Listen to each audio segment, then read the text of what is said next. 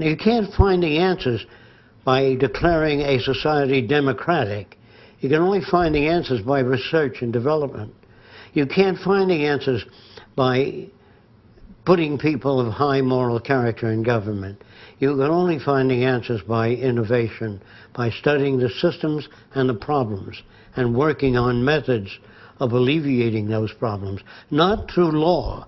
Law is when you don't have a method of solving a problem. If people steal or hurt one another, you say it's against the law to hurt somebody.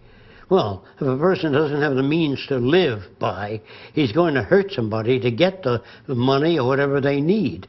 So that isn't dealing with a problem. Law is really avoiding problems. It's just nailing a proclamation on the wall saying, you don't do this. You see, it doesn't work. In the long run, you might cause people to consider an action before they take it. But all laws come into existence because of scarcity. Always difficult to imagine that. When there's scarcity of water, people will steal it, remove it, if not for themselves, for their children. So all the laws in the world, but if you don't want people to steal water, you build an electric fence around the water. See?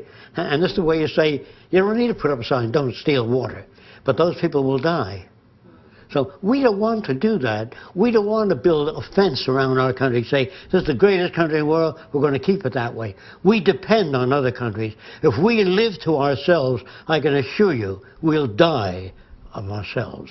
Because if the Russians do nuclear testing and they dump radioactive stuff into the sea, or the Japanese, the world is one big place, and the air moves around, and the waters move. Therefore, living to yourself, your little isolated colony, your little culture that you want to build, your little city that you want to build of people with like-mindedness, all of that has no basis for survival. Because in the event of catastrophic failure, you will be invaded by the minorities if they don't have food, water, or the wherewithal to live.